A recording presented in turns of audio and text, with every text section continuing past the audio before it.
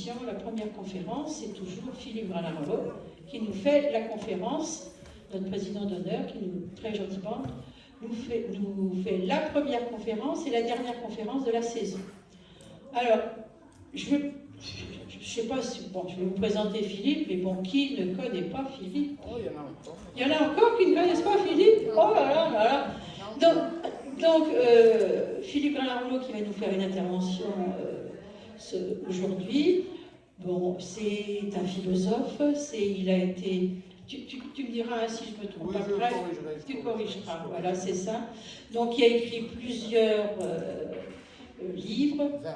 20, vous voyez le chiffre précis. Maintenant, je sais que, alors ça c'est une confidence, il se dirige un peu vers le roman, mais ça c'est top secret.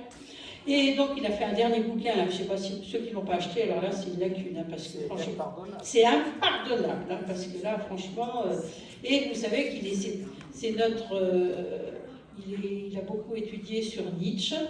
Donc, tu as été enseignant à Dumont-d'Urville, tu as été enseignant à classe préparatoire, donc vous voyez, c'est voilà. Donc, certaines personnes le connaissent aussi quand Philippe avait créé le Café Philo. À 20 ans de Café Philo, ça se passait à la garde. Hein. Donc, on essaie de continuer un petit peu, pas sous la même forme. Eh bien, écoutez, je vais vous laisser la parole parce qu'il parle beaucoup mieux que moi, ça c'est sûr. Et je pense que vous allez vous régaler. Et bonne conférence. Et puis, ben, je vous dis, oui, bonne conférence et à bientôt. Merci.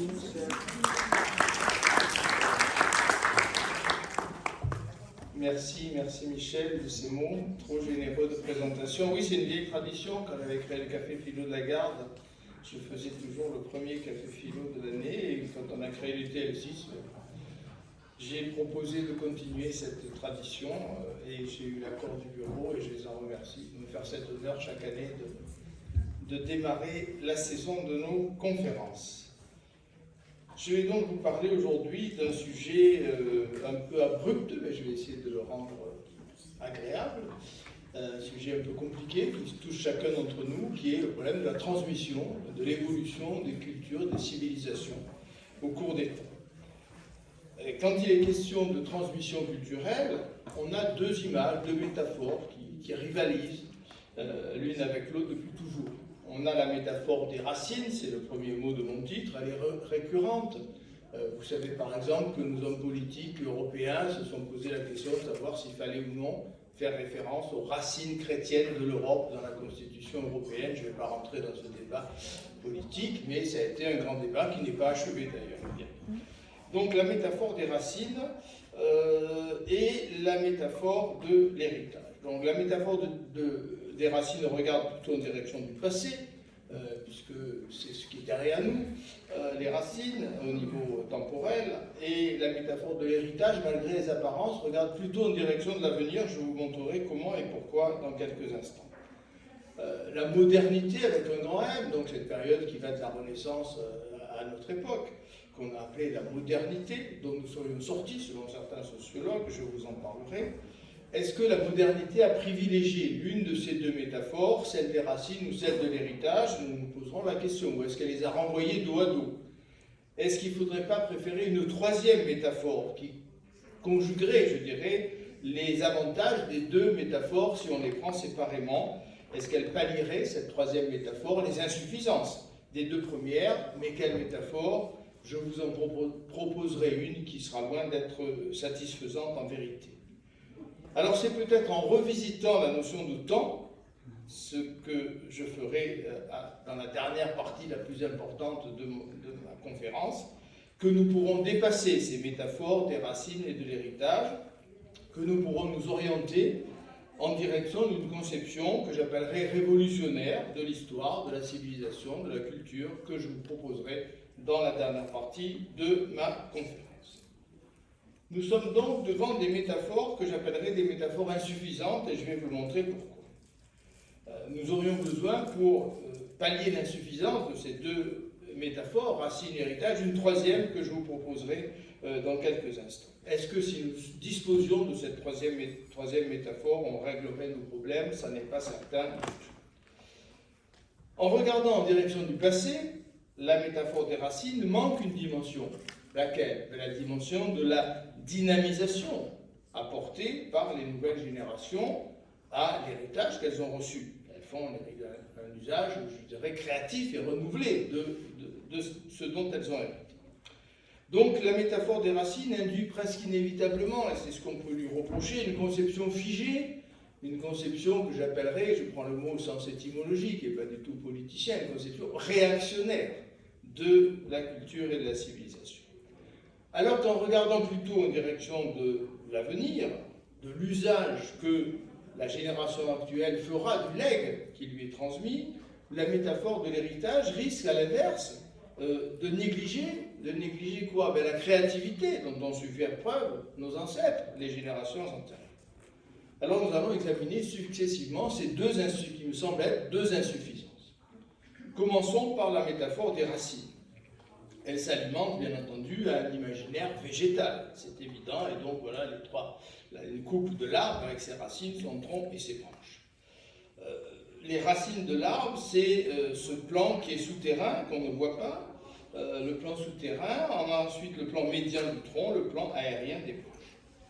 On sait que l'arbre survit à la chute de ses feuilles, la chute qui se produit chaque année à l'automne pour les arbres à feuilles caduques. L'arbre survit également lorsqu'on l'élague et lorsqu'on coupe certaines de ses branches, à condition de le faire avec un peu de précaution.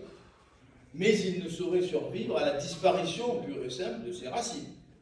Lorsque maladroitement on détruit accidentellement les racines d'un arbre, soit parce qu'un jardinier amateur les agresse avec des pesticides, soit lorsque des employés municipaux, je ne dirais pas s'ils sont de la garde du Pradé, coupent des racines qui émergent à la surface des trottoirs et peuvent faire chuter les passants, eh bien l'arbre meurt quand on procède maladroitement. Les racines constituent donc cette partie invisible de l'arbre qui le nourrit, qui lui permet de vivre et de croître. Alors pour devenir métaphore culturelle, il convient de transposer évidemment dans une dimension temporelle la métaphore spatiale, l'image spatiale des racines. Le plan invisible des racines devient à ce moment-là la dimension par nature invisible du passé, le passé n'étant plus, il n'est plus sous nos yeux, il n'est plus sous nos regards. Mais comme pour l'arbre, les racines d'une culture sont nourricières. Elles continuent, bien qu'elles appartiennent à une époque révolue, à nourrir la culture, à l'entretenir, à nourrir la culture présente. Mieux encore, elles maintiennent en vie cette culture qui, si elle venait à se couper de ses racines, périrait comme l'arbre périt quand il est privé de racines. Mais en se crispant, comme on l'a fait parfois, et comme certains continuent à le faire, sur l'image des racines, ne risque-t-on pas de négliger la nature évolutive de la culture? Ne faut-il pas dénoncer une image qui, qu'on le veuille ou non, végétalise en quelque sorte l'être humain? On sait que les pires idéologies ont animalisé l'homme, ont ravalé au rang de l'animalité une partie de l'espèce humaine. On pense bien sûr aux monstrueuses métaphores animalières par lesquelles les nazis excluaient de l'humanité les membres de la communauté juive. Végétaliser l'humain, en revanche, ça pourrait sembler moins risqué. Peu d'idéologies s'y sont en fait aventurées. Mais en végétalisant l'homme, si l'on évite un péril de nature raciste ou discriminatoire, on prive cependant l'humanité d'un élément essentiel à sa grandeur. On dépouille l'espèce humaine de ce que Rousseau, le premier, j'en ai parlé sur l'esplanade, certains étaient présents cet été, sur l'esplanade Gérard-Philippe de Lagarde, de ce que Rousseau, le premier, a nommé la perfectibilité de l'être humain. Pour le premier grand philosophe de l'histoire, que fut Hegel, auquel j'ai également consacré une séance dans mes agoras d'été, au début du XIXe siècle, pour Hegel, le végétal symbolise une nature qui tourne en rond, qui n'est pas capable de se hisser jusqu'à la progressivité d'une temporalité historique. Ainsi, en végétalisant l'humain, on le fait régresser au stade primitif auquel son génie a su l'arracher. Voilà pourquoi, depuis la philosophie des Lumières, depuis les grandes philosophies de l'histoire qui ont suivi, nous ne devrions plus recourir à la métaphore des racines. C'est une métaphore incompatible avec la perfectibilité qui n'appartient qu'à l'être humain. Voilà donc pour les racines, venons-en à l'héritage. La métaphore de l'héritage regarde apparemment aussi en direction du passé, mais en fait, elle regarde plutôt en direction de l'avenir. L'héritage, c'est l'usage que feront les nouvelles générations de ce qu'elles reçoivent. Donc, elle regarde moins cette métaphore en direction du passé qu'en direction de l'avenir. Nous héritons à la mort de nos parents, qui ont quitté le monde en nous laissant un patrimoine vis-à-vis duquel nous sommes libres, hein, à nous d'en faire le meilleur usage, à nous de le faire fructifier, ou à nous de le dilapider en brûlant la chandelle par les deux bouts, suivant une expression bien connue. En privilégiant ainsi le présent et le futur, la métaphore de l'héritage risque de perdre de vue la créativité de ceux qui nous ont précédés. Il n'y a pas que nous qui sommes créateurs. En héritant, nous oublions que le legs que nous recevons n'a jamais été quelque chose de figé, d'immobile. Ceux qui nous l'ont transmis ont été, avant nous, des êtres vivants créatifs, aussi vivants et créatifs que nous pouvons l'être. C'est la raison pour laquelle la métaphore de l'héritage s'inscrit davantage dans la modernité, avec un grand thème que j'ai défini en préambule, et dans son paradigme que la métaphore des racines. Elle est en harmonie avec des générations qu'on qualifie parfois d'un peu narcissiques, les nôtres, persuadées d'être supérieures aux générations précédentes, persuadées d'occuper une place unique dans l'histoire, naïvement convaincues de tout avoir inventé.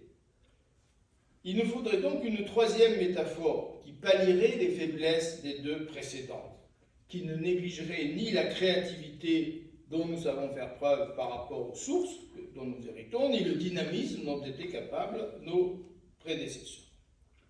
Cette troisième métaphore, elle a été renforcée dans mon esprit par les championnats du monde d'athlétisme à Tokyo, que vous avez peut-être suivi, comme moi, sur vos téléviseurs.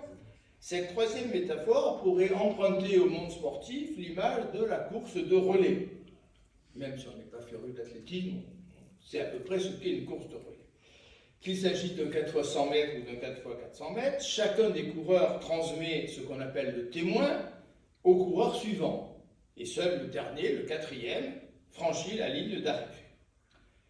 L'avantage de cette métaphore, elle a un avantage, elle ne privilégie ni la dimension du passé ni celle de l'avenir. Elle met l'accent sur quelque chose qui est absent dans les deux premières images, qui est ce que j'appellerais le temps de la transmission. Le temps de la transmission. Dans une course de relais, alors seuls ceux qui s'intéressent un peu à l'athlétisme le savent, je vais le rappeler pour eux, dans une course de relais, les coureurs ont l'obligation de transmettre le témoin au coureur suivant dans un espace limité. S'ils transmettent le témoin au-delà de cet espace limité, l'équipe est éliminée. Ils ont quelques mètres pour transmettre le témoin, et si c'est au-delà de cette limite, ils sont éliminés. Appliquée au monde culturel, la métaphore insiste sur le fait que c'est dans le temps d'une génération que le legs culturel doit être reçu. S'il en va autrement, le legs est perdu, il est perdu à tout jamais. Il y a une entropie qui pèse au fond sur la culture, comme sur tous les objets de l'univers. L'entropie accomplit son œuvre de mort. Parce qu'à certaines époques de l'histoire, le témoin, je reprends l'image sportive, le témoin a été perdu, faute d'être reçu en temps voulu par les successeurs, eh bien, des trésors ont été perdus. On a eu, l'histoire abonde en stagnation, en régression de toutes sortes. Combien de trésors, pour prendre cet exemple privilégié, combien de trésors de l'Antiquité gréco-romaine ont-ils été à tout jamais perdus après la mort, après la chute de l'Empire romain? Mais la métaphore du relais présente à son tour un grave défaut.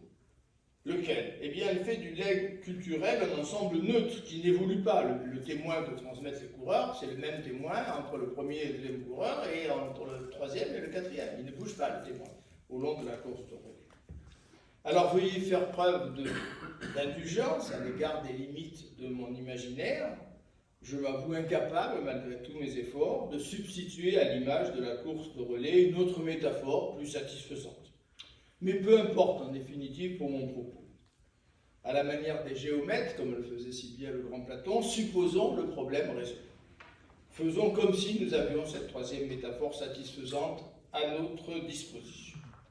La seule question qui doit nous importer, c'est celle de savoir si elle constituerait une image plus pertinente que les deux premières.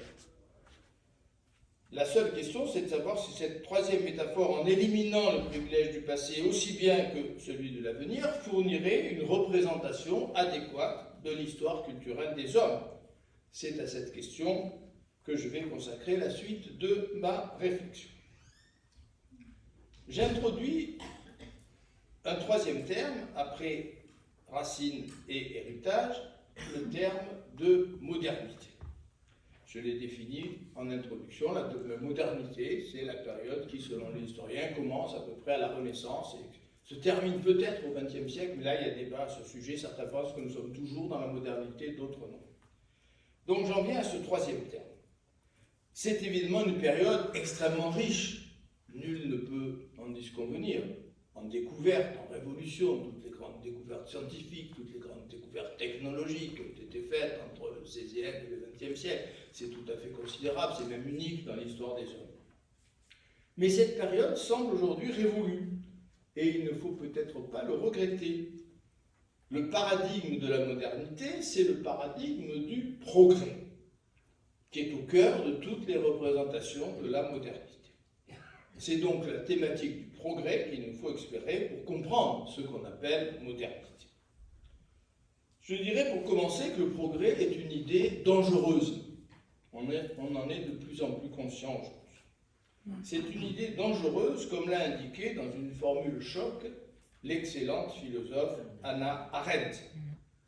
Hannah Arendt écrit dans Juger sur la philosophie politique de Kant cette formule que je vous demande de retenir. Je vous assure qu'elle fait un effet monstre dans les soirées entre amis. Il est contraire à la dignité de l'homme de croire au progrès. C'est à contre-courant de tout ce qu'on a l'habitude d'entendre. Il est contraire à la dignité de l'homme de croire au progrès.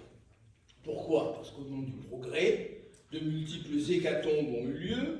Au nom du progrès, d'innombrables massacres ont été perpétrés, soi-disant pour faire avancer la société ou avancer l'histoire. On passe au totalitarisme, dont Hannah Arendt était la spécialiste. C'est elle qui a créé, d'ailleurs, pratiquement, cette notion de totalitarisme. C'est elle qui a eu l'idée remarquable, encore contestée par certains abrutis aujourd'hui, pardonnez-moi de me lâcher un peu, mais je ne peux pas faire autrement, qui a eu l'idée géniale de rapprocher communisme et nazisme, en montrant que c'était deux idéologies extrêmement parentes l'une avec l'autre. Certains le contestent aujourd'hui encore.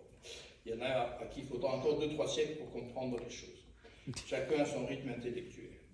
Donc, au nom du progrès, de multiples hécatombes ont eu lieu. C'est une idée dangereuse. Nous avons vécu l'écroulement du rêve des Lumières. Le progressisme, c'est l'idéologie qui sacralise le progrès. C'est une religion, en fait, le progressisme. C'est une croyance, comme tous les monismes, une croyance qui n'a pu vivre qu'aussi longtemps que les hommes ont cru en elle, ont eu foi en elle. L'idée de progrès regardait à la fois, et ça rejoint nos métaphores dont nous parlions tout à l'heure, en direction du passé, en direction de l'avenir. Quand elle regardait en direction du passé, que nous disait l'idée de progrès? Elle supposait qu'on a un critère qui nous permet de démontrer que nous avons atteint un stade supérieur, très supérieur à celui de nos prédécesseurs. C'est comme si nous grimpions un escalier. Lévi-Strauss, dont je vais parler dans 3 minutes, a pris cet exemple. Et nous sommes en haut d'escalier, d'autres sont au milieu et d'autres sont tout en bas. On les regarde avec un peu de pitié. Or, ce critère, à l'exception de rares domaines où règne le quantitatif, le mesurable, le mathématique, qui sont très peu nombreux ces domaines, en fait, dans la culture, ce critère a toujours fait défaut. Quand elle regardait en direction de l'avenir, la notion se fragilisait encore plus. Donc, en direction du passé, je suis bien meilleur que tous ceux qui sont venus avant moi. Quand je regarde en direction de l'avenir, la notion se fragilise encore plus. Nous ignorons, en tout cas moi, si certains d'entre vous ont des tuyaux, venez me les donner à la fin de la conférence, nous ignorons de quoi demain sera fait. Et quand je dis demain, c'est les prochaines élections, l'issue de la guerre en Ukraine, et puis les siècles à venir. Nous ignorons totalement de quoi demain sera fait. Croire que demain sera meilleur qu'aujourd'hui relève d'une foi religieuse, indémontrable, comme toute religion. demain sera peut-être bien pire qu'aujourd'hui. Je cite le grand Lévi-Strauss, pour qui j'ai une admiration sans borne. Je cite Lévi-Strauss. Les zélateurs du progrès s'exposent à méconnaître, par le peu de cas qu'ils en font, les immenses richesses accumulées par l'homme de part et d'autre de l'étroit sillon sur lequel ils gardent les yeux fixés, l'étroit sillon du présent. Si les hommes ne se sont jamais attaqués qu'à une seule besogne, qui est de faire une société vivable, les forces qui ont animé nos lointains ancêtres sont aussi présentes en nous. Sachant que depuis des millénaires, l'homme n'est parvenu qu'à se répéter, nous accéderons à cette noblesse de la pensée qui consiste, par-delà toutes les redites, à donner pour point de départ à nos réflexions la grandeur indéfinissable des commencements. Il n'est pas rentré à l'Académie française pour rien, ce grand Lévi-Strauss. Il a une écriture absolument admirable. Donc vous comprenez le sens de ces phrases, elles ne sont pas très, très complexes. Si nous sortons de cette religion du progrès et que nous admettons qu'il y a toujours eu de la grandeur derrière nous et qu'il y en aura peut-être, si on ne fait pas trop de bêtises devant nous, eh bien on quitte cette courte vue et on donne à nos pensées la grandeur indéfinissable des commencements. Alors je vais maintenant me pencher sur l'effondrement du progressisme et les principales étapes de cet effondrement.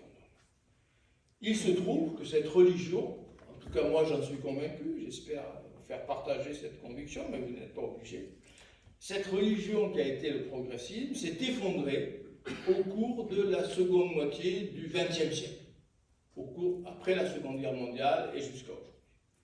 La religion progressiste est derrière nous. Alors je vais décrire succinctement les étapes de cet effondrement. Il faut d'abord rendre hommage à un homme assez remarquable, c'est Sigmund Freud. Nous devons à Freud d'avoir parcouru à lui tout seul la première étape de l'effondrement du progressisme. Ce qui fait de Freud, c'est cela qui fait de Freud un philosophe digne de ce nom, plus qu'un psychologue ou qu'un psychanalyste. Rien n'est jamais acquis, nous rappelle le père de la psychanalyse. Et Freud met à profit ses découvertes psychologiques pour étayer son argumentation. Un enfant, si vous réfléchissez bien, c'est une évidence, c'est comme l'œuvre de Christophe Colomb, mais on perd cela de vue tellement c'est évident.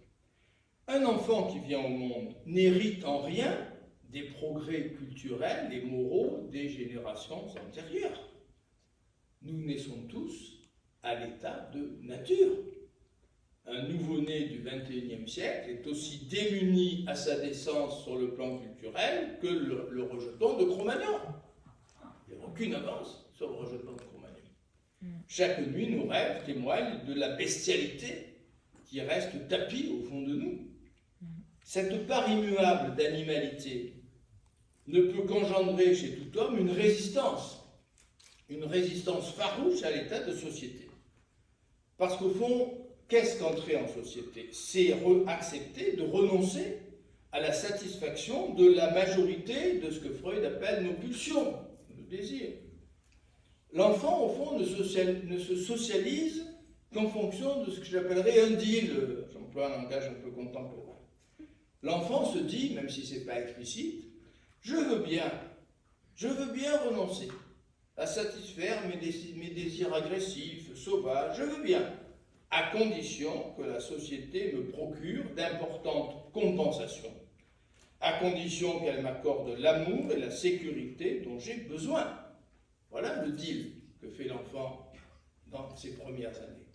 Si en grandissant, l'enfant devenu adolescent, puis adulte, découvre qu'il a signé ce que j'appellerais un marché de dupes, il a été berné, il n'y a pas de compensation, on lui demande que de l'inhibition. Eh bien, si en grandissant, l'enfant découvre qu'il a signé un marché dessus, il choisit de ne plus s'imposer toutes les inhibitions auxquelles le contraint l'état social. C'est ce qu'on appelle aujourd'hui l'ensauvagement. Freud l'avait compris en 1930, mieux que beaucoup de journalistes contemporains. Alors faut-il regretter l'état de nature où on pouvait satisfaire toutes nos pulsions? Quelle courte vue, s'exclame Freud, quelle courte vue! Il est vrai que nous aspirons tous à un monde où on pourrait satisfaire tous nos désirs, tous, y compris les plus inavouables. Mais nous oublions un petit détail, tout petit détail. dans cet état de nature, tous les hommes seraient prêts eux aussi à satisfaire leurs désirs sauvages à notre détriment.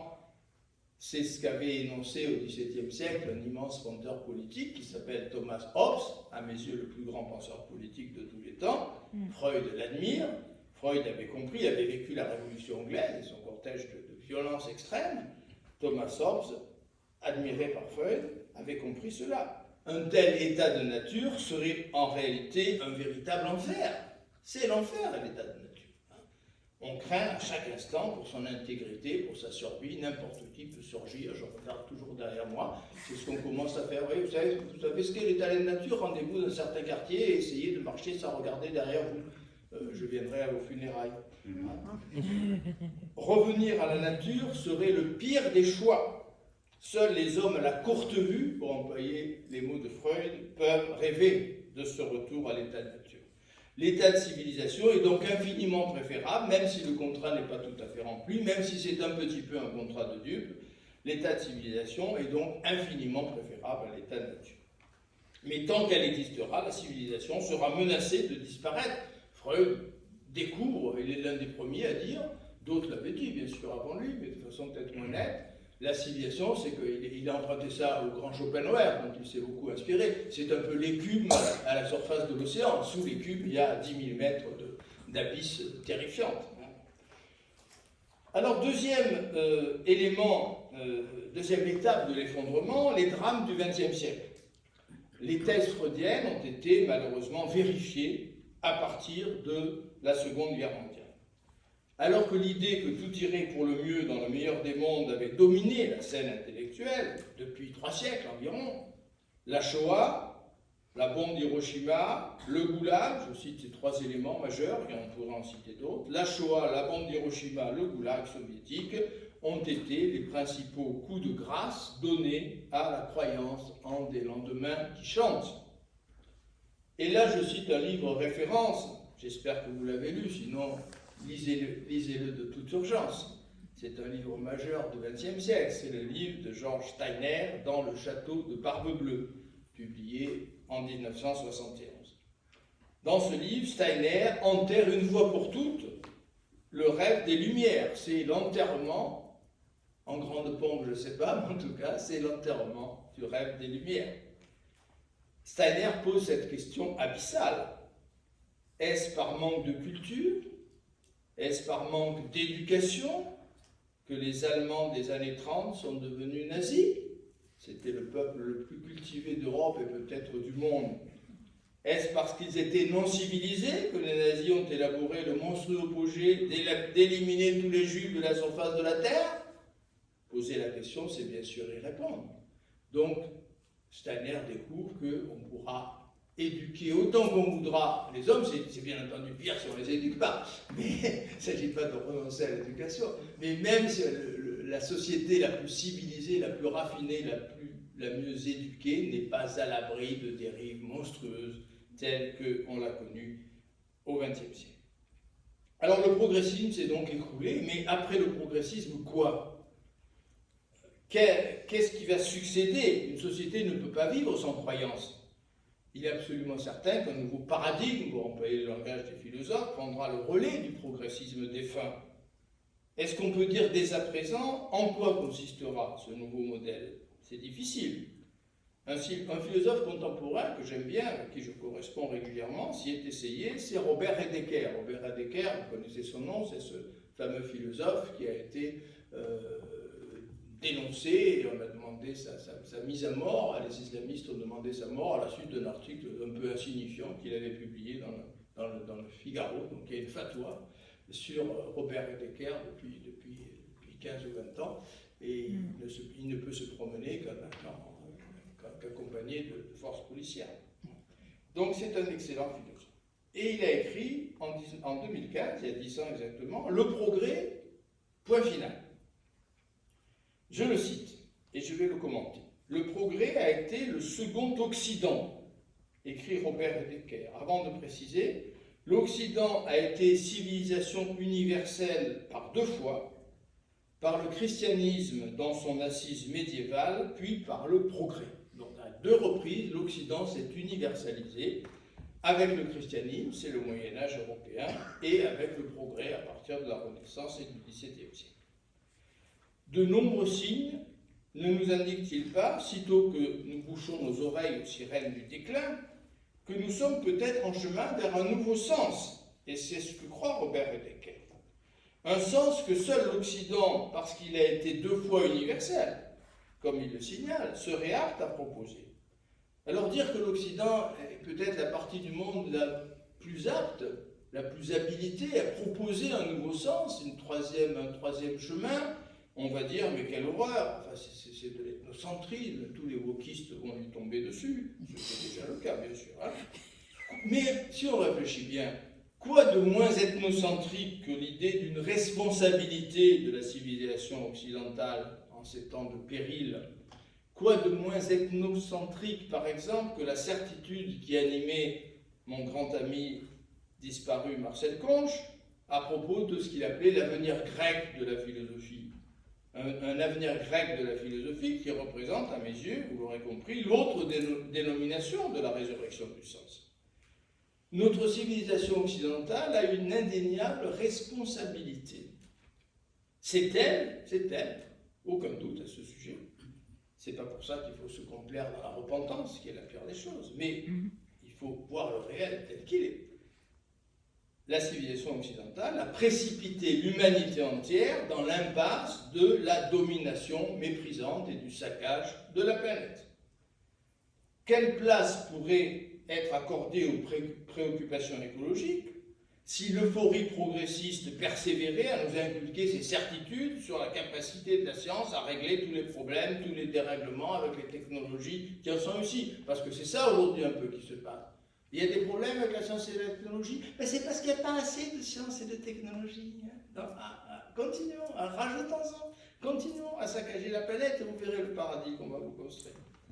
Un troisième Occident pourrait naître, dont la mission serait d'apprendre l'équilibre au reste de la planète. Certains diront, on est mal placé, c'est nous qui avons foutu la pagaille. Non, justement parce que nous avons mis la pagaille, nous sommes peut-être mieux aptes à comprendre que d'autres, qui sont encore en plein dans l'idéologie progressiste, qu'il est temps d'en sortir. Un troisième Occident pourrait se développer, qui apprendrait au reste du monde à se libérer des fantasmagories bâties autour des extrêmes. Un troisième Occident qui apprendrait à rire de toutes les convictions qui ont été les nôtres. Un troisième Occident qui, guidé par Nietzsche par exemple, érigerait le funambule d'Ainsi parlait Zarathustra en symbole de nos existences. Pourquoi pas? On peut rêver. J'en arrive à ce qui est le point le plus important et le plus révolutionnaire, j'ai pas eu peur d'employer ce terme, dans mon introduction. Je reviens pour commencer cette troisième partie aux 2 métaphores, celle des racines et celle de l'héritage. Leur commune insuffisance, j'ai montré qu'elles avaient des insuffisances, mais je n'ai pas encore dit quelle est la principale insuffisance de ces images. Leur principale insuffisance, c'est de présupposer un temps linéaire au sein duquel une vision statique des choses prend place. Dans un premier temps, je vais mettre en évidence l'impossibilité, selon moi, d'inscrire dans un temps linéaire le mouvement culturel. J'insiste, l'impossibilité d'inscrire le mouvement culturel dans un temps linéaire. Puis, nous nous aventurerons, car c'est bien d'une aventure dont il s'agit, et je vais vous y entraîner avec moi, tant pis pour vous, je vous proposerai de nous aventurer ensemble dans une autre temporalité qui nous semble correspondre bien davantage au processus de l'histoire universelle de l'humanité. Alors je pose cette question pour commencer cette troisième partie. Pourquoi devons-nous modifier notre conception du temps? Première réponse, c'est parce que dans la vie des civilisations, il n'y a pas à proprement parler de passé ou de présent. Il n'y a pas de passé ou de présent. Le passé demeure actuel, quand nous en héritons, quand nous réveillons en lui des potentialités endormies. Le présent répond d'une certaine manière à des injonctions venues de l'avenir, venues du futur. Je viens d'employer le mot potentialité. Je l'ai fait à dessein, bien entendu. Il n'y a aucun hasard dans mes conférences.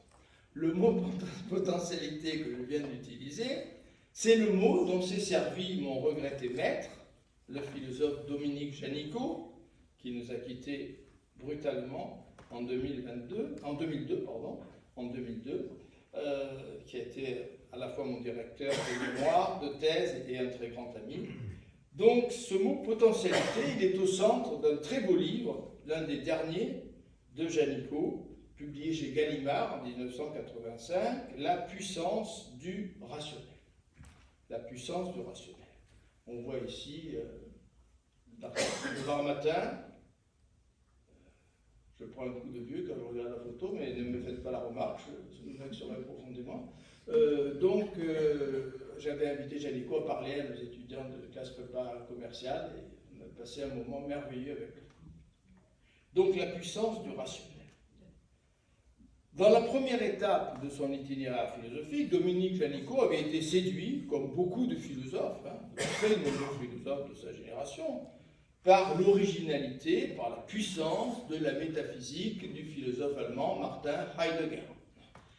Janicot a été heideggerien, rigoureux, je dirais strict. À l'époque où j'étais son étudiant, à Nice, il y avait toute une équipe heideggerienne, et il m'a converti pendant quelques années, mais j'ai su me guérir à Heidegger, et j'ai fait mon mémoire de maîtrise sur Martin Heidegger sous la direction de Dominique Janicot. Sans prétendre résumer la métaphysique de Heidegger, il faudrait au moins une autre conférence, mais pourquoi pas une autre année. Je vais en extraire quelques éléments, quelques philosophèmes, pour employer un jargon un peu snob, indispensables pour comprendre notre propos.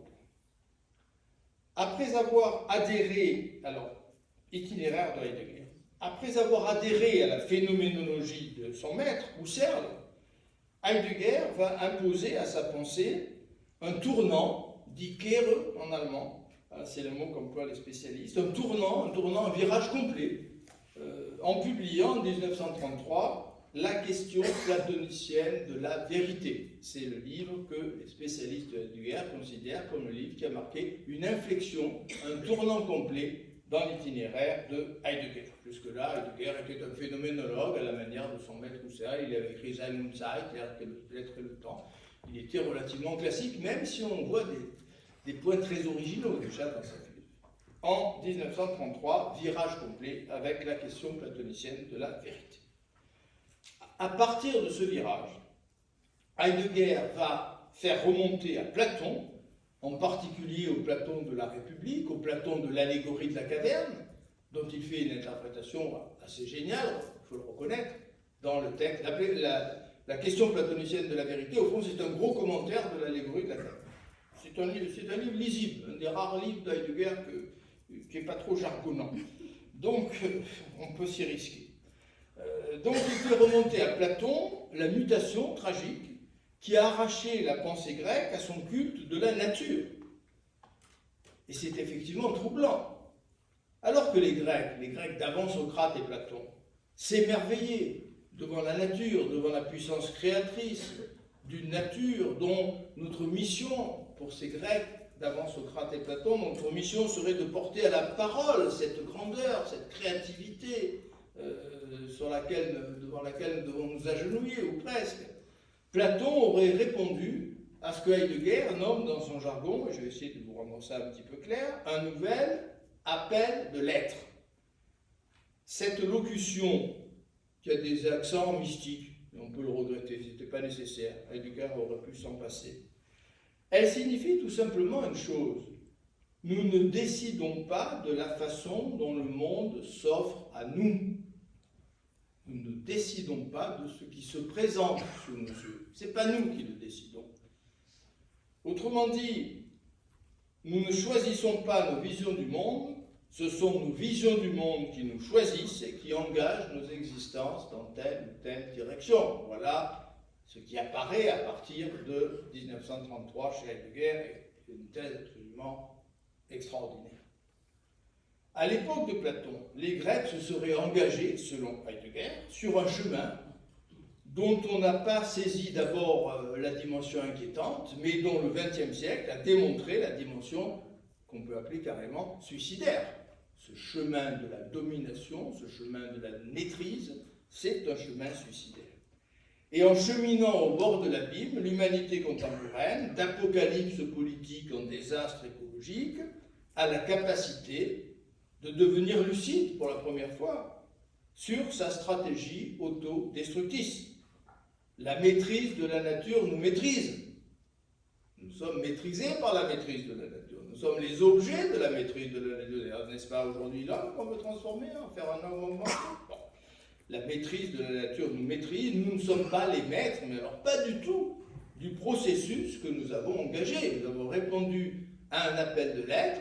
Nous avons couru dans la direction que cette lumière nous indiquait. Et aujourd'hui, nous percevons que c'est une dimension catastrophique. Dominique Janicot, qui était un philosophe sensible à l'écologie, comme toute sa génération, toute la génération qui a atteint l'âge adulte dans les années 60. Dominique Janicot a trouvé d'abord dans l'œuvre heideggerienne des outils exceptionnels pour étayer sa dénonciation d'une technique omnipotente, d'une technique destructrice. Et tout un courant s'est développé en France à l'époque, un courant auquel Janicot appartenait. On l'a dénommé, ce courant, le courant écolo-heideggerien. Écolo-heideggerien. Il y a eu tout un courant écolo-heideggerien qui a lu Heidegger comme Janicot le lisait et me l'a enseigné quand j'étais jeune étudiant en philosophie. Heidegger est le seul philosophe qui comprend comment nous devrions procéder avec quelque chance de succès pour rompre avec cette course au progrès et à la technologie qui nous mène à la catastrophe. Mais Dominique Janicot s'est éloigné petit à petit de cette thèse heideggerienne.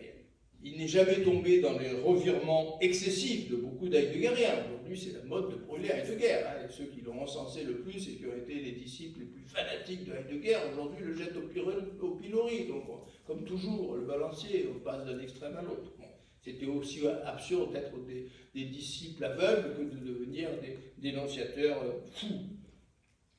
Donc, Janicot, lui, sans jamais tomber dans ses excès, a eu le mérite de mener avec Heidegger un débat au plus haut niveau, et il le fait dans la puissance du rationnel. Si l'on ne s'éloigne pas de la condamnation heideggerienne de la technique, quel est l'avenir qu'on peut espérer? Que serait pour notre civilisation une sortie de la science et de la technique, une sortie que Heidegger baptise du nom de sortie de la métaphysique? Métaphysique, c'est l'appel de l'être. Que serait cette sortie?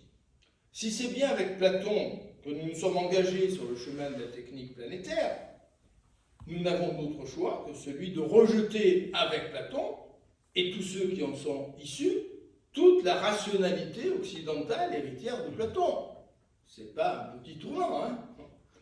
40 ans après la mort de Heidegger, 23 ans après la brutale disparition de Dominique Janicot, je vais faire une toute petite parenthèse, nous ne voyons que trop bien à quelle dérive nous conduirait cette rupture, celle qui inspire aujourd'hui le nihilisme contemporain, en particulier les adeptes de ce qu'on appelle la deep écologie.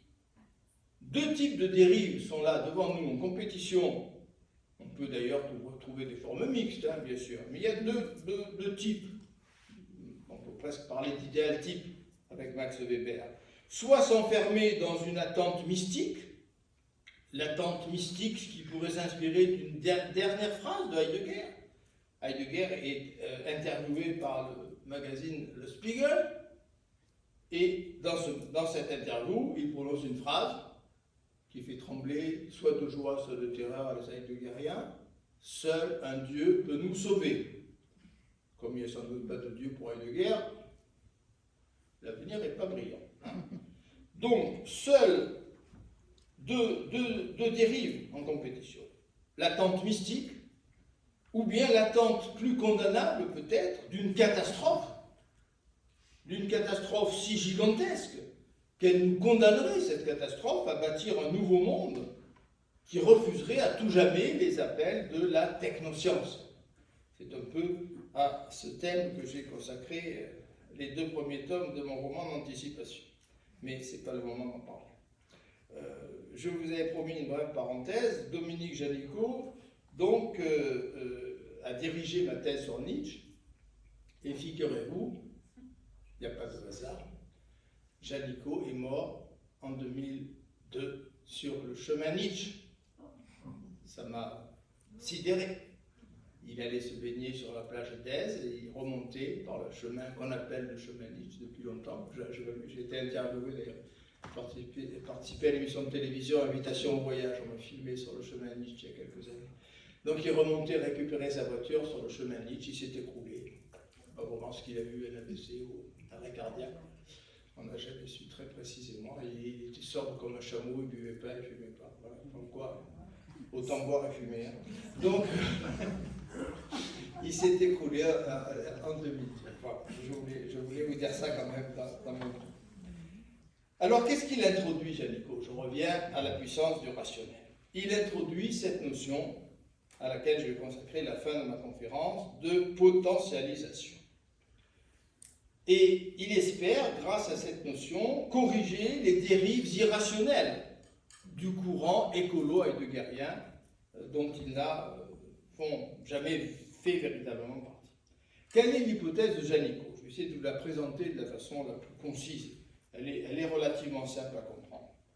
À la Renaissance, Galilée, Descartes, toute une partie des contemporains de Galilée et de Descartes ont éveillé une dimension qui était présente dans la civilisation grecque, très certainement, mais qui n'était en aucun cas la dimension que les Grecs avaient privilégiée.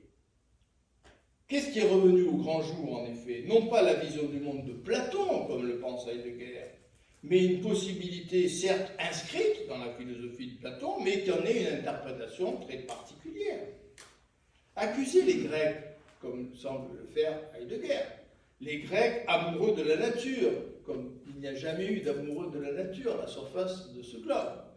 Peuple écologique, si vous trouvez un peuple plus écologique que les Grecs, venez me le signaler, je vous offrirai une caisse de champagne millésimée.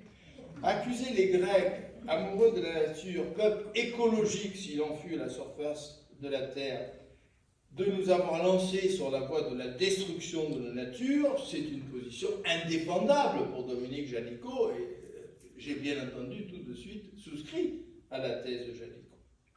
Non pas par fidélité à mon maître, mais parce qu'elle me semblait indéniable. Ce n'est pas la pensée hellénique qui nous a lancés vers la catastrophe, c'est l'humanisme débridé de la Renaissance qui a ouvert le chemin de la maîtrise déchaînée. Ce n'est pas Platon, c'est Galilée qui veut mathématiser l'univers pour le dominer. Ce n'est pas Platon, c'est Descartes qui nous demande de devenir maîtres et possesseurs de la nature. C'est là que le tournant a eu lieu, c'est là que le drame a commencé. C'est pas chez les Grecs, c'est pas chez Platon. Alors les hommes de la Renaissance ont-ils pour autant trahi l'héritage grec? Janicot est nuancé. Il existait bien, en effet, en germe, dans la philosophie de Platon, des potentialités, il emploie ce terme, donc, qui furent réveillées à la Renaissance. Elles n'étaient pas la dimension dominante, mais il y avait ce germe, il était là. Hein. Il s'est réveillé à la Renaissance.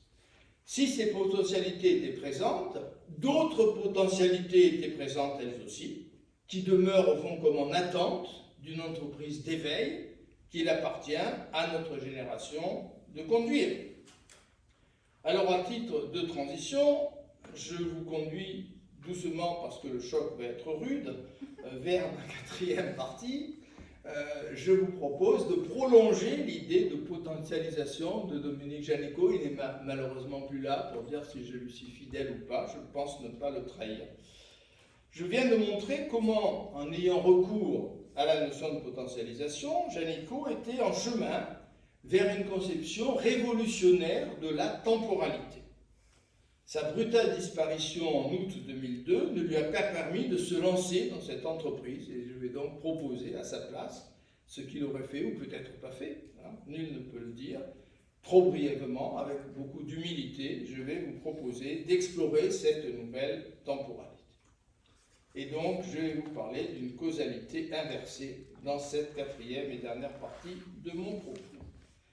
La notion de potentialisation, introduite par Janicot, nous a permis de combler les insuffisances des champs métaphoriques des racines et de l'héritage.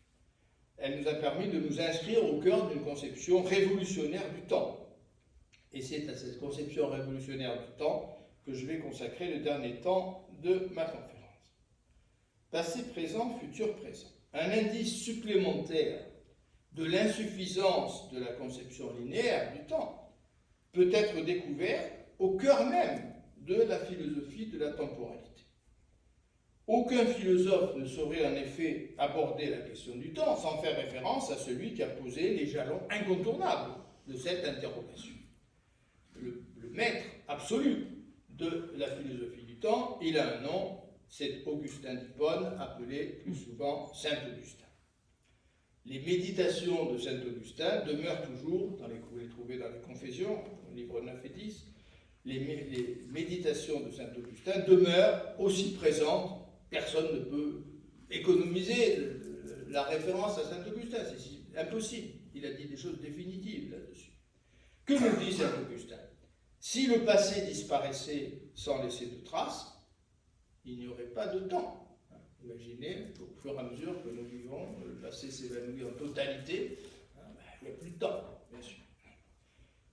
Si le futur n'était pas déjà là, d'une certaine manière, il n'y aurait pas de temps non plus. Le temps, affirme Saint-Augustin, ne s'inscrit pas dans la triade passé, présent, futur. Le temps n'est pas constitué par ces trois dimensions, ce que nous avons tendance à penser spontanément. Qu'est-ce que c'est le temps, passé, présent, futur? Non. Le temps, c'est le passé présent, le présent présent et le futur présent. Les trois moments du temps coexistent dans l'instant. Il prend l'exemple de la musique, je n'ai pas le temps de développer, mais il analyse remarquablement ce qu'est écouter de la musique. Et on découvre cette réalité du temps. Alors, si j'applique maintenant à Saint-Augustin, si j'applique les idées de Saint-Augustin à mon propos, le passé de notre civilisation, ses racines, si on préfère revenir à l'image, n'est jamais à proprement parler passé. Le passé n'est jamais passé. Sinon, il n'y aurait pas de racines et il n'y aurait pas de mouvement culturel. Si nous poussons un peu plus loin la thèse d'Augustin, nous rencontrons inévitablement l'intuition de Dominique Janicot.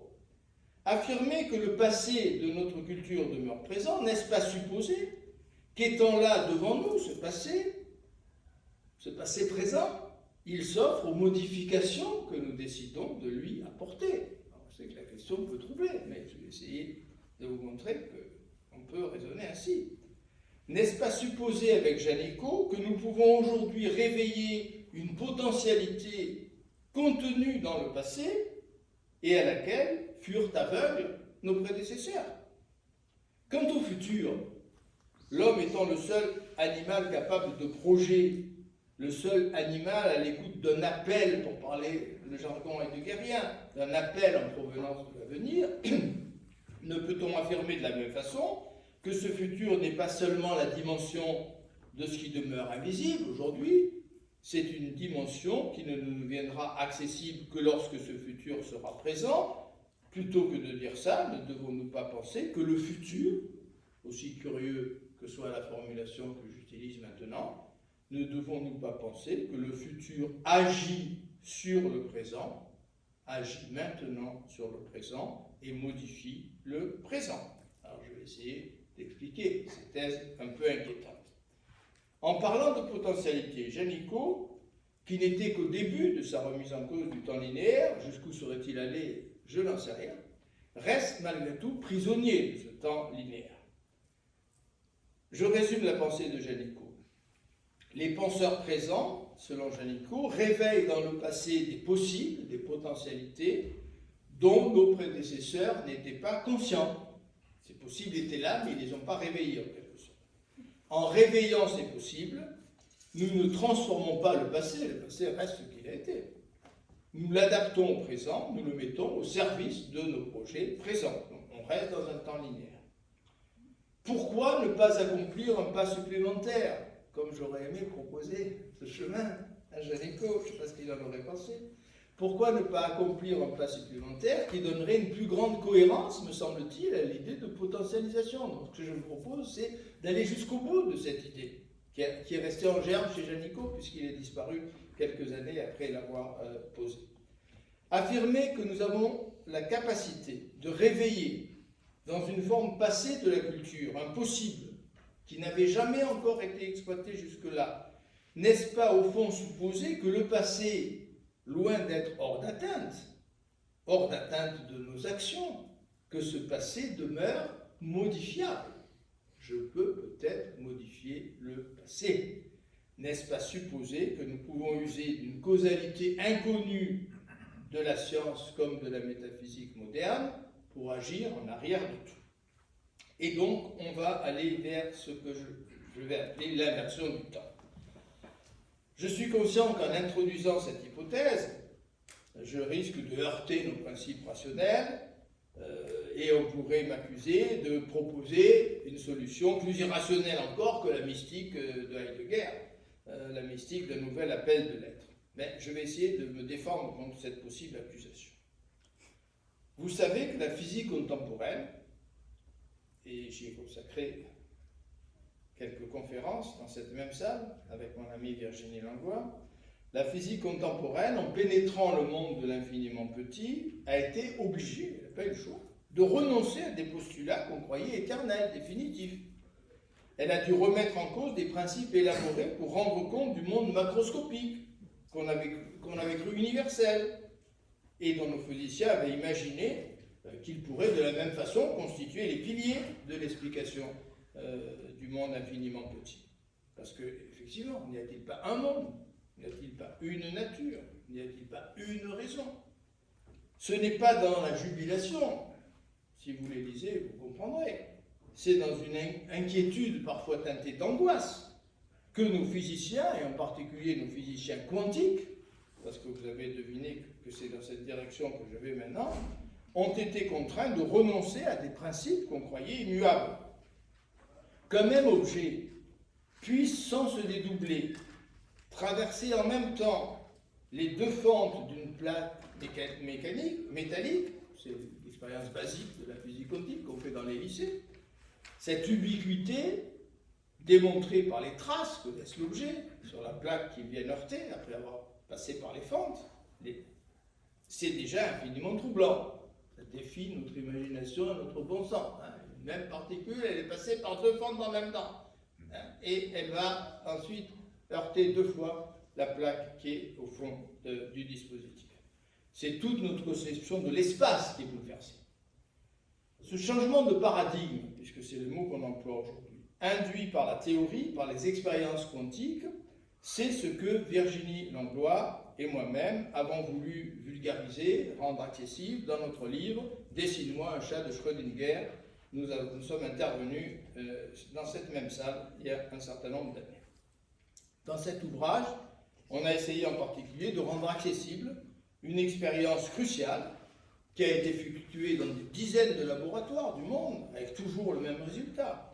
Cette expérience, vous la trouvez décrite, si vous voulez des précisions, très scientifiques, sur le site du CNRS.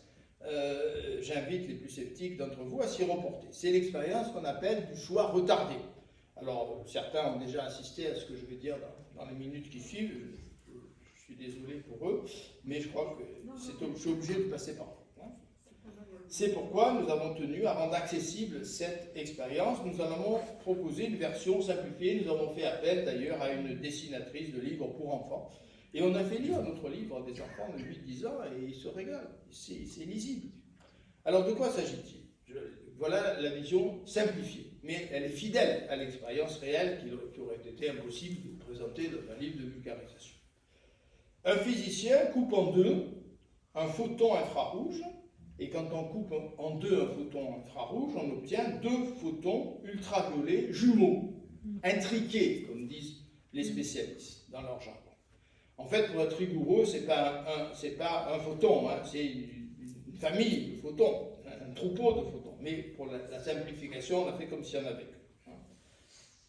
Donc, je conserve cette présentation simplifiée. Ces deux photons vont être lancés dans un labyrinthe. Alors, il y a un labyrinthe qui est court, vous voyez, sur les deux images, et un labyrinthe beaucoup plus long. Le labyrinthe court est recouvert d'une plaque, donc le physicien ne sait pas ce qui se passe. Donc, on a appelé, pour être accessible et compréhensible, les photons Lorentz et les photons Hardy. Comme ça, tout le monde comprend, on croit comprendre. Donc, le physicien lance en même temps les photons Lorentz et les photons Hardy. Il voit les photons Hardy, mais il ne voit pas les photons Lorentz, puisqu'il y a une plaque qui recouvre. Et quand les photons arrivent à destination, et quand ils arrivent, donc vous voyez qu'il y a une bifurcation ici, et les photons, entre guillemets, choisissent, enfin, ils peuvent s'engager dans le chemin qui les mène jusqu'en A, hein. Ici, ils arrivent, là ils ont choisi A, ou ils pourraient s'engager vers le chemin qui arrive en B. Et comme ils sont comme des moutons, les petits photons, hein, et s'il y en a un qui va en A, ils y vont tous en A. Bon. Quand ils arrivent là, à destination, ils émettent un signal.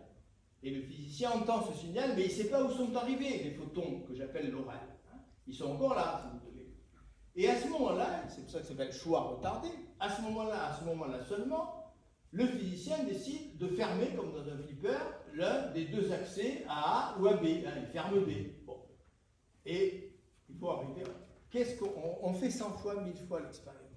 Chaque fois que les photons Lorentz sont arrivés en A, les photons Hardy choisissent, vont en A, obligatoirement, puisque c'est le physicien qui a fermé la voie qui va vers B. Chaque fois qu'ils arrivent en B, les photons Hardy arrivent en B. Autrement dit, on a une sorte de temps inversé, hein, de machine à remonter le temps. L'intervenant décide apparemment librement, hein, il décide de faire aller ses photons en A ou en B, après que les premiers photons, Lorentz, sont arrivés en A ou en B. Tout se passe comme si, lorsque les photons arrivent en A, l'opérateur est obligé de fermer le chemin qui va vers B, et de telle façon que les photons vont arriver eux aussi, aussi longtemps qu'on fasse l'expérience. On a toujours ce résultat.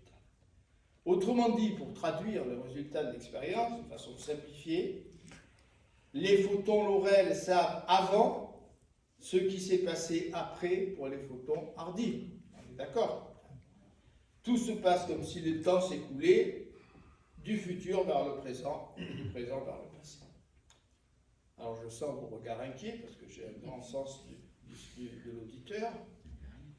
Vos regards inquiets me laissent deviner votre perplexité. Où nous conduit notre conférencier?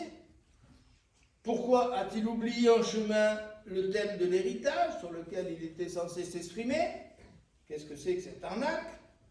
Rassurez-vous, il n'en est rien. Et pour vous en convaincre, il me faut à présent tirer les conclusions qui sont contenues dans ce nouveau paradigme et les appliquer à l'héritage culturel. Je vais appliquer à l'héritage culturel l'hypothèse rationnelle, moi j'insiste, elle est rationnelle, d'une rétro-causalité, du présent vers le passé, ou du futur vers le présent.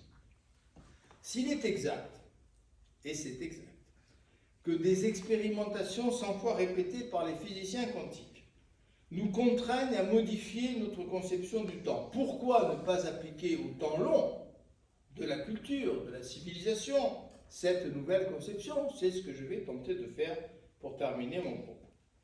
Cette application présenterait un avantage non négligeable. Elle dynamiserait chaque moment de la culture en évitant en particulier les naïvetés du progressisme qui nous a fait trop longtemps croire que nous sommes nécessairement supérieurs à tous ceux qui nous ont précédés. À l'intérieur de cette nouvelle temporalité, nous ne sommes pas les hommes supérieurs dont l'histoire a dû attendre l'apparition pour tirer le bénéfice des inventions de nos anciens. Leurs inventions ne sont pas immobiles, elles ne sont pas figées dans un passé évanoui et hors d'âge. Elles sont vivantes, elles sont agissantes, elles sont à l'œuvre. Et si nous les transformons dans le moment présent, c'est aussi parce que nos ancêtres sont encore agissants et modifient avec nous leur création. Je formule autrement, en mettant l'accent cette fois sur le futur, ne pourrait-on pas dire que si nos prédécesseurs ont caché au sein de leurs inventions des potentialités qu'ils n'ont pas réveillées, c'est parce qu'ils ont reçu quelque chose comme un message en provenance de l'avenir? Je reviens à Janicot.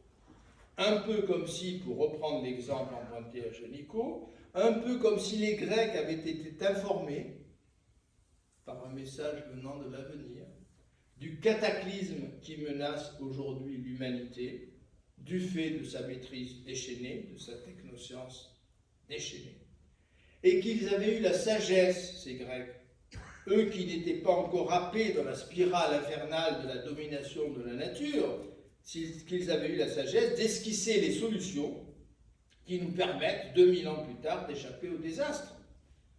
Si l'on ajoute avec Janicot que nous sommes aujourd'hui capables de potentialiser le passé grec, est-il extravagant, je vous pose la question, vous répondrez peut-être par oui, est-il extravagant de supposer que les Grecs ont pu travailler, plus ou moins consciemment, sans doute plus inconsciemment que consciemment, chacun choisira, est-il extravagant de supposer que les Grecs ont pu travailler plus ou moins consciemment à mettre en place des parades destinées à pallier un péril dont leur conception du monde renfermait l'éventualité? J'en arrive à ma conclusion. Présence du passé qui continue à agir et à vivre au sein du présent, présence du futur capable de modifier ici et maintenant le présent, s'installer dans cette nouvelle conception de la temporalité, n'est-ce pas donner aux notions de racines et d'héritage une force nouvelle en éliminant définitivement toute la passivité que leur impose le temps linéaire? À la fin du XIXe siècle, un philosophe qui m'est cher, mais ça c'est plus un scoop, je ne peux pas ne pas le citer dans une conférence, Nietzsche a baptisé du nom de chaos le lieu des potentialités non encore advenues. Le chaos de notre cerveau, dit Nietzsche, dernier morceau de l'univers non encore réglé, non encore ordonné. Au milieu de l'année 1881, un fragment non publié, ces extraordinaires fragments que nous avons aujourd'hui à notre disposition, qu'il n'a jamais utilisé dans un de ses livres, parce qu'il n'a pas eu le temps, un fragment non publié délimite cette intériorité, ce chaos intérieur, où s'accumulent les potentialités chères à Janicot. Je cite ce fragment que je trouve admirable. À tout instant, le chaos poursuit encore son œuvre dans notre esprit. Concepts, images, sentiments y sont fortuitement juxtaposés, jetés pêle-mêle. C'est là le dernier petit fragment de monde où quelque chose de nouveau se combine, tout au moins aussi loin que porte le regard humain. Et pour finir, là encore, il s'agit d'une nouvelle combinaison chimique qui en effet n'a pas encore sa pareille dans le devenir du monde. Il faudrait beaucoup de temps pour décrypter ces images et ces idées de Nietzsche.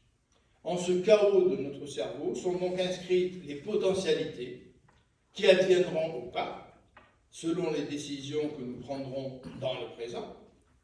Nous ne sommes ni bloqués par nos racines, ni prisonniers d'un héritage contraignant, et c'est très rassurant.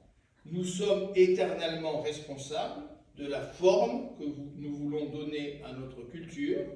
Nous sommes éternellement responsables de sa grandeur ou de sa médiocrité. Génération passée, génération présente, génération à venir, œuvrent ensemble à la vie de notre culture, dont les potentialités, si elles ne peuvent bien sûr que s'accomplir dans le temps, puisque nous vivons dans un temps subjectif qui est le temps linéaire, dont les potentialités existent en fait de toute éternité dans une dimension qui ignore la temporalité. Merci de m'avoir écouté avec une si belle attention.